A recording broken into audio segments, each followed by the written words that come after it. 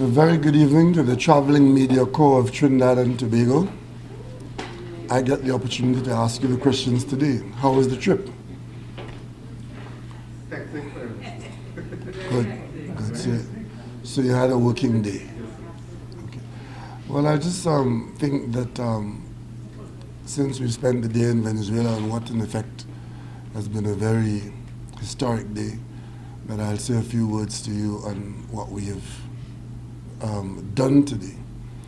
Basically, what has happened today is that we have moved our situation from knowledge of resources and cross-border resources to signing off on a project. It is not news to any of us in Trinidad and Tobago that we are a gas-based economy. We also are involved in oil and other aspects of commerce, but largely hydrocarbon. And Venezuela is also in that similar situation, but on a much larger scale. I just want to clarify two terms. One is cross-border, and the other is across the border. Now, many of you are familiar with the term Loran Manatee as one of the gas fields. That's a cross-border field. What it means is that the reservoir crosses the line, the border line between Trinidad and Tobago. Some of the gas in the same reservoir is in Trinidad and some is in Venezuela. That's a cross-border field. And we have been trying for many years to produce that gas so that it can become part of the resource base of our Point Lisas investments. We have not made much progress with that for a variety of reasons, not the least of which is that there are very many players in that ownership and decision-making process. The ownership involves the government of Trinidad and Tobago, the government of Venezuela, the Venezuelan oil company, Trinidad and Tobago oil company, foreign oil companies, and so on. And that complexity has seen something which today the president of Venezuela very aptly described in our conversation as the business of delay. And we did agree that there's great profit for some people in the business of delay. But that did not suit Trinidad and Tobago because what we wanted was gas in pipe on the way to our processing plants. So that cross-border arrangement has been the subject of our conversations and efforts for quite some time. In September of 2015, in my first conversation with President Maduro, which lasted for a very long time, surprisingly, was that Trinidad and Tobago chose to discuss a cross-border field, which is gas in Venezuela that was under the full control of the government of Venezuela. And those discussions advanced very rapidly on the basis of our May meeting and our discussions in May. And we put in place the relevant diplomatic and technical teams to work towards the objective of today's signing. And that objective was to identify the resources in Venezuela, identify the processes by which we'll bring those resources to market, identify the agencies and all the protocols involved in giving life to a particular project. So that is a giant leap forward in that we are now no longer talking about cross-border gas and its complications. We are today talking about an agreement between the government of Trinidad and Tobago and the government of Venezuela to bring Venezuelan gas by specific identification of pipeline and platform and specific usage in Trinidad and Tobago. In short, we now have a project. And the heads of agreement, the government heads of agreement has been signed today, and the heads of agreement between the operating agencies tomorrow morning at NGC and other participants, including Shell, which, as you know, Shell has become a major player in Trinidad and Tobago by its acquisition of the assets of British Gas. And Shell is involved in the Hibiscus platform, the existence of which has been a major impetus in putting this project together. So let me just, while not giving you the details of some of the confidential aspects of things, some of which are still to be worked out, like at the level of the heads of agreement of the operating companies. Let me just read for you from the heads of agreement between the government of Venezuela and the government of Trinidad and Tobago, the specific words in the agreement, so that you as the media in Trinidad and Tobago will be properly apprised of exactly what we have agreed to today.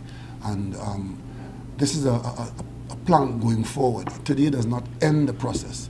It begins a very important process for Trinidad and Tobago. So let me just read for you from the agreement, so that, and I read here from page 5, Article 2, headed Obligations of the Parties. The parties, and by parties here we mean the government of the Bolivarian Republic of Venezuela and the government of Trinidad and Tobago. The parties agree to take reasonable steps to facilitate A, the development, construction, operation, and maintenance of one or more pipelines from the Marisal Sucre region in the Bolivarian Republic of Venezuela to the Republic of Trinidad and Tobago, including a pipeline from the Dragon Field to the Hibiscus platform, known in the agreement as the pipeline. B, the delivery of gas from fields in northeastern offshore area of the Bolivarian Republic of Venezuela, known as the Marisal Sucre region, to the Republic of Trinidad and Tobago. And C, the sale of natural gas volumes to the domestic market, gas market of Trinidad and Tobago as a priority and international markets. This is what we have signed off on today, signed by President Maduro and myself, and all the protocols and the articles in this document relate to giving life to that.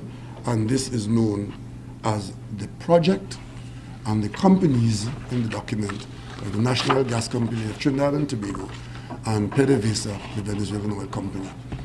So as of today, these companies are authorized by both governments to proceed to operationalize that project.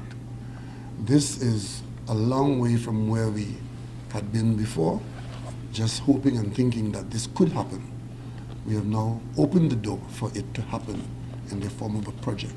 And the documentation covers all kinds of protocols, including protection of the environment, the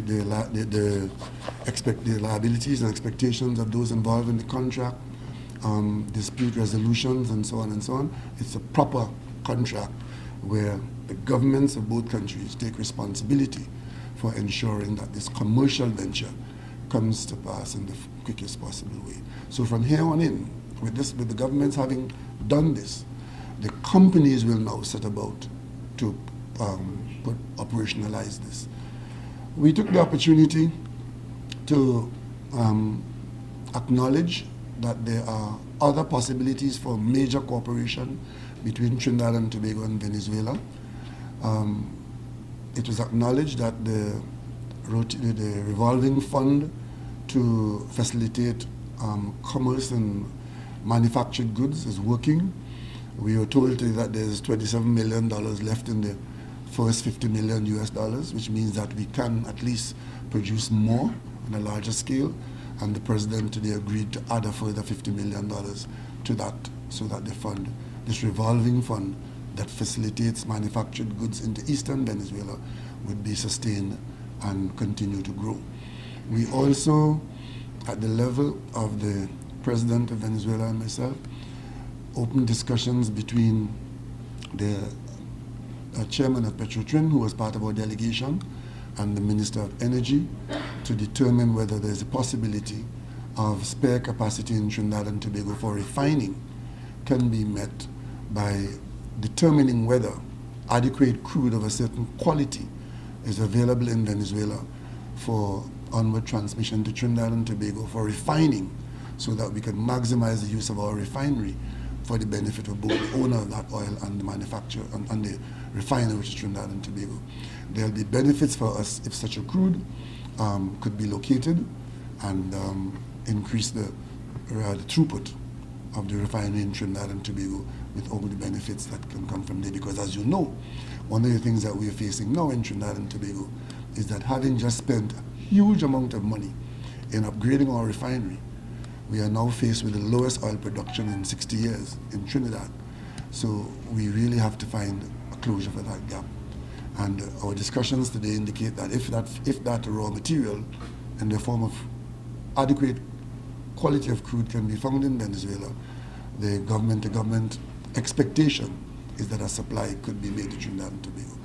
And we also discussed two other areas, as well as reaffirming our commitment to continue our joint operations in national security matters.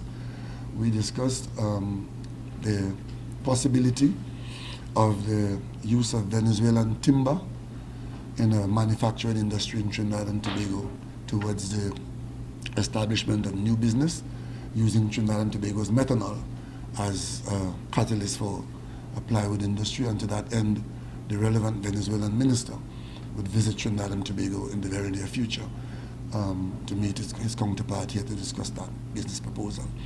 And the Minister of Tourism was part of our discussion, and Venezuela is keen to be a jumping off point for South America into Trinidad and Tobago.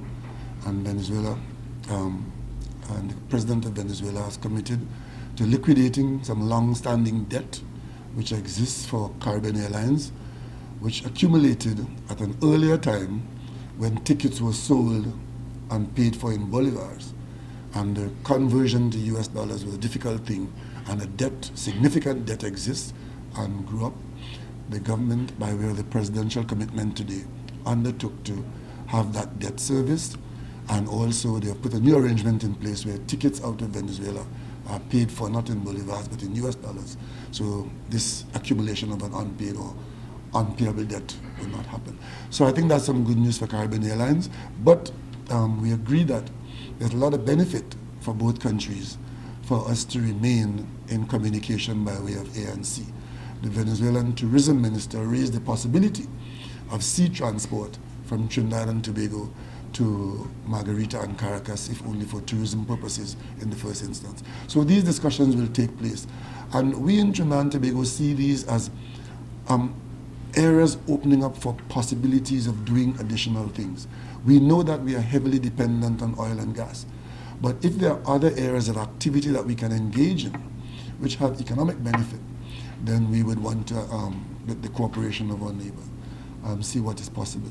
What we have done today is shine a light on a very strange development where Trinidad and Tobago and Venezuela have so much in common and so much to benefit from cooperation. We're 7 miles apart, but at the level of two states, we have not properly explored the benefits of our geographic, cultural, historical, and commercial possibilities. And today's signing opens that door to that stairway of progress. So we think that we've had a good day in Venezuela, and we think it's been a good day for Trinidad and Tobago and Venezuela. So having said that, if there are any questions, I would try to answer them. Prime Minister, does the agreement for the Dragon field include a date by which gas will flow to the hibiscus bilateral? Well, in preparation for the decision that this development of this project should proceed, one of the things that was taken on board is Trinidad and Tobago's need for gas up to 2031. And also our immediate need, our short-term need, a medium term. The plans are, in the agreement, we look at latest 2020, but today, what the President agreed to, and we in Trinidad and Tobago agreed to, is that if it could be done in 10 months, it should be done in 5 months. So in fact, while the analysis of the static situation is a 2020 deadline, we are working towards a much earlier date. So therefore, what we are looking at for Trinidad and Tobago is not an immediate gas supply to our shortfall situation, but treating with a worsening situation in the near to medium term. So if we are able to have the pipeline works and the platform works and so on done in 24 months, then that would be tremendous improvement. But in the meantime, we can look towards the gas utilization because we now know that there will be gas at that time, which is a situation that was of great concern to us where the opposite was beginning to loom as true. Prime Minister, are there any other ways to address this shortfall since that is a longer term plan? Well, there are other ways in that we in Trinidad and Tobago have taken a number of steps to bring to production gas within our borders. And even so, what we have seen are two things. One, those projects that are likely to bring gas earlier, some in 2017 and some in probably 2018, 2019, even with their coming on stream, the best we can hope for from that input is a maintenance of the current situation, which will deteriorate if those supplies aren't there. So the best that we could be doing within our borders now is marking time in the same place. But if we don't get that gas from within our own borders, like the Juniper and the others we're talking about, then our shortfall will continue to deteriorate. What we have done here is to put something in place with volumes, starting with a certain volume and increasing towards 1 BCF, which soon after we start, which will give Trinidad and Tobago the comfort of being a stable supply area. The opposite is an area running out of gas. And I need not tell you what our prospect would be if we find ourselves in 7 to 8 years running out of gas, because long before then, we will begin to feel the economic effect of not having gas coming to us in the future. So this development puts us in a situation where that specter of running out of gas would have been addressed in a very significant way. And so do we have an estimated cost for this agreement, and who will be footing the bill for the construction of the pipeline, and where will the gas be used? Well, the gas will be going to Trinidad.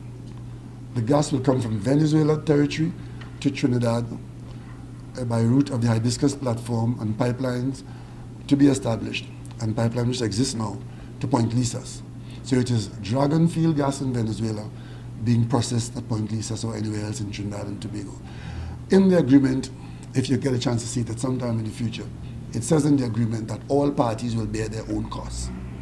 So we in Trinidad and Tobago, if a pipeline is to be built, and if gas is to be sold, those who are using the gas will pay for the gas. Those who are selling the gas will get paid for the gas. Those who are developing the gas field will pay the cost of the wells. Those who build the pipelines will pay the cost of the pipeline. And towards that, answer to that question that you're talking about there, as far as Trinidad and Tobago is concerned, from an operational standpoint, our operator is the National Gas Company in partnership with Shell. So, and all costs will be borne in a normal way, how these costs are apportioned, the pipelines to be built. These are huge expenses, as you would understand. We're talking here about hundreds of millions of US dollars to get this done. It's one thing to talk about getting gas from field A to Point Lisas B, but in between, the expenditure of hundreds of millions of US dollars have to be done. We have a partner, and we have the plants in Trinidad and Tobago who would benefit from this gas, and therefore we are in the international marketplace where we want to be, where we have been, and where we want to remain for a long time coming. Prime Minister, how much of a role, as you mentioned, Shell, is Shell playing? Is it a minor position or a majority? Shell is playing a major role because Shell would be partnering with Trinidad and Tobago, where Trinidad and Tobago and Venezuela are the two main partners. Shell also currently have assets on the ground which allowed us to carry this argument very quickly to Venezuela that without putting man on the moon, we already have in place things that could generate the outcome that we talk about in the agreement, because the Hibiscus platform is where the gas is going to go. Shell owns the majority of that platform. And only last week, I think it was, Shell acquired the shareholding of Centrica. And Shell also has the pipeline, the NCMA pipeline, by virtue of Shell buying out British Gas. Shell now owns that. So Shell is a major player. And of course, the gas field at Dragon, the operator of that field will also be a major player. So these are the components of the simple desire to bring gas from Venezuela to Point Lisas.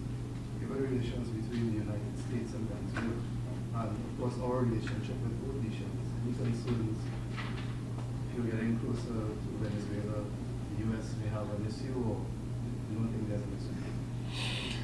I am sure that the United States, being our major trading partner, would wish us well in every venture that we undertake with any country in the world. Trinidad and Tobago is at peace with all men, especially at Christmas time. Prime Minister, you mentioned one agreement, but there were 3 signed today and a 4th one that wasn't signed. Yeah, well, those are the follow-on agreements. This agreement is the foundation agreement between the governments. Well, the authorized agencies, NGC, PDVSA, Shell, there are sub-agreements to operationalize this agreement.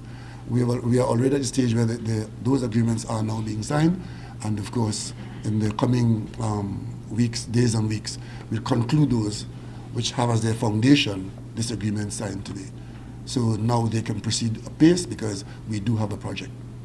Would you describe this as an occasion to celebrate, dance maybe? Well, if one want to celebrate, one can think about us being in a position of not having the gas to sustain the investments that we have within our borders. And then you determine whether we should celebrate or not. Because if one looks at the Ryder Scott report and look at our production of gas at this point in time, ask yourself where you were 8 years ago. And ask yourself what 8 years from now look like. One can envisage it. And we wouldn't be the only place in the world whose raw material has run out. And it is that which we have addressed from day one.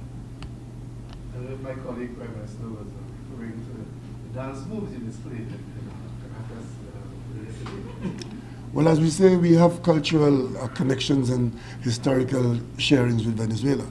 So calypso music in Venezuela is very much like calypso music in Trinidad and Tobago. And of course, the costumes did look like Tobago at a village, didn't it? So I felt quite at home.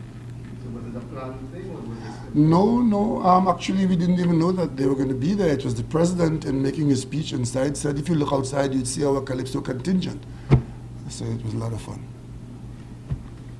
I just want to thank Prime Minister as you were in Venezuela, you have the issue of residents in Brazo Seco, residents in Matlo, appealing for assistance and so on. Is that something that you Yes, I did ask that all our citizens who have suffered from that terrible situation get as much help. I understand what is happening is a logistical thing. The main community, Grand Riviere, Matlot, we try to get there as quickly as possible. And if you know where Brazo Seco is, it is not as easily accessible as Matlot. When you get to Arima, or when you get to Matlot, you're halfway to Brazo Seco. And it is a logistical thing, and I trust that by now, the Defense Force in particular would have got in there and would have brought some immediate relief. And we'll continue to make every effort to bring aid and support to our citizens in those areas. So what would follow on to Jules' question? Do you plan to visit the area in person to touch base with your constituents? Well, Broad National. At the first opportunity, I'd visit, but in the meantime, the ministers who were responsible for the direct service, they have been there from day one, and I don't want to get in the way of that. And I'm sure that the government is doing, what the government should be doing out there. And it takes a few hours to get there, maybe a couple of days. But I know that the agencies have not abandoned anybody. They will try to get to them and give as much relief as we can. What is being raised is how better we can prepare to respond to these remote areas. It's one of the drawbacks of living in an area which is basically at the end of the line. Matlot by road is the end of our road network, and Brazo Seco again is the same by road. So when the road is damaged by virtue of the series of landslides, it really incapacitates us even with the best will. But we will make the best effort to give them aid. Minister, just going back to the Dragon Field deal, what does this signing mean for the man on the ground? What does it mean for the everyday citizen, and how does it benefit them? It means that we have a future to be able to continue marketing a product for which we have been able to develop a certain quality of life. Let me just say something here so you can understand what has happened today. Notwithstanding our self-criticism, some of it quite justified, and other statements in this country, we in Trinidad and Tobago have done quite well in using hydrocarbon, oil and gas, to build up a society, create wealth for ourselves, and to enjoy a quality of life based on us marketing hydrocarbons in the international marketplace. That is the basis of the quality of life that we understand. And wherever we are on the totem pole in Trinidad and Tobago, the bills are largely paid by the sale of hydrocarbon products in the international marketplace. To sell those products, we require to have the raw material, which we process in plants on our territory, the best example being Point Lisas and Point-a-Pair and Point 14. And we process these materials and we sell them for good money outside. We've earned good money doing that, and those monies have funded the building up in our country of infrastructure, our education, our health system, our housing. And now, if we come to a situation where we are running out of that raw material, we can't hide our head in the sand, because what is threatening here is our overall quality of life. And this is not dependent on which government is in office. This is a straight case of fact. The raw material is the basis for the industrial development of Trinidad and Tobago. And that industrial development pays for our quality of life. So, we are a mature oil producing province. We have not had a successful find of oil in this country for quite some time. And we have moved on from 240,000 barrels a day to 100,000 to now we are doing what, 65,000? 65,000 thereabouts, which is the lowest in 60 years. But that is at a time when our expectation is greater than it ever was, because everybody expects our quality of life to be sustained and to be funded. So if the oil volume, not to mention the price, is not there, then it's not magic. It threatens our quality of life. And then the same thing with gas. While the gas price has not collapsed in a commensurate way, but it has collapsed in some way, because at one time we were earning a lot more for gas. But the bottom line is, our plants have not been getting the required volume of gas for the last 3 years. With the best will in the world, we have been rationing gas to our Point Lisas plants. This is not the best place to be, because one, we don't earn as we should to get the taxes as we should, and also some of the plants even are damaged by the fluctuating up and down of the gas coming into it. And some plants, in fact, at least in one situation, one plant has been pulled out of service because there isn't enough gas to keep it going. So this is not the best place to be. So what we have to do is to find additional gas. So in Trinidad and Tobago, we've reduced certain claims for taxes to allow drilling to take place, and drilling is taking place now in a big way in the deep sea, in the deep horizons, and you would have heard that one well has been quite successful, another one, we wait on the report of that, but there's a drilling program now taking place in the deep water.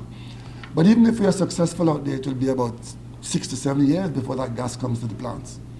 And of course, in the areas that we've been extracting gas from, some of those areas have now seen significant depletions.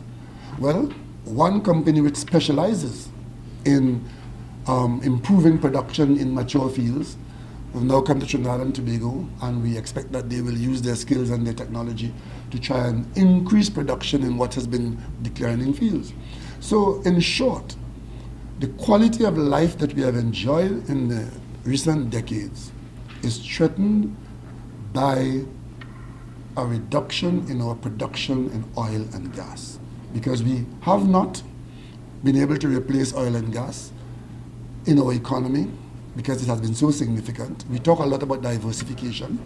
It sounds good, and yes, we must diversify, doing everything else that we can, while acknowledging that we have done well and we continue to do well, and we will do well if we maximize our involvement in hydrocarbons.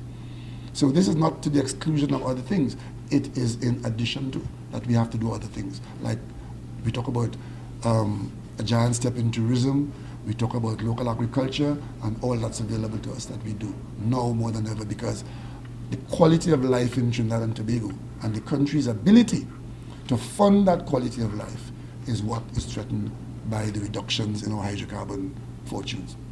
So regarding the possible sea tourism transportation idea put forward by the Venezuela Tourism Minister, were there more details such as existing ferries in Trinidad being used for it or used? Not yet. We're not at that stage. It's simply an idea that we'll have to look at, but certainly we can't use our ferries for that because our ferries are committed to the internal use.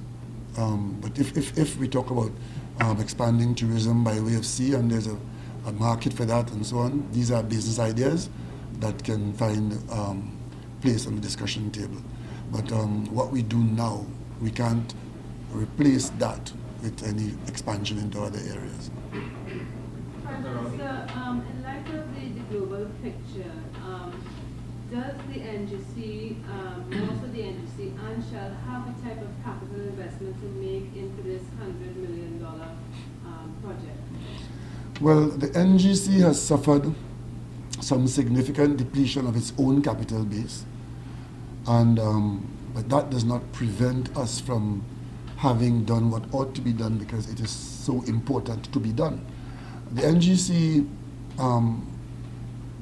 over the years, had built up a significant pool of capital for this specific purpose, for investment. Unfortunately, that capital was largely drawn down in recent years and used in the consumption budgets. So now that the NGC is required to do this, the capital will have to come from either the government or from what little the NGC has left, its ability to borrow as a state-owned company with government guarantees, which we try to avoid, or the partnership of an agency with deeper pockets. I don't want to speak for Shell, but I can tell you that the capital funding of this project is not an impediment to its existence. Prime Minister, Yes. Given that Venezuela has their own probably economic or social problems, did the President come forward with any proposal action that may be able to help Venezuela with? Other than what I've mentioned, we have not discussed anything else about Venezuela's issues. I mean, we all have our issues, and this is one issue where the light is shining brightly. Atlantic Energy Prime Minister, any impact in terms of today's developments for the energy trade? Yes, because Atlantic LNG is the largest user of natural gas in Trinidad and Tobago. But if we had to start this discussion now, the margin of profitability for the government of Trinidad and Tobago is not in the LNG. It's in the other products. And therefore, we have to take certain decisions in the face of a reduction in gas as to where our gas goes. But if we have enough gas for everybody, then everybody should benefit. And will the Trinidad and Tobago media traveling with the future for this There are some times that I wouldn't want you to travel with me. For example, the limits of my Spanish is that I can simply say to you, estoy muy cansado. And that means, that literally translated means I'm going to go on vacation in 6 months' time. So I can tell you now that it's my expectation to take a vacation in April. And when it comes, don't say I didn't tell you.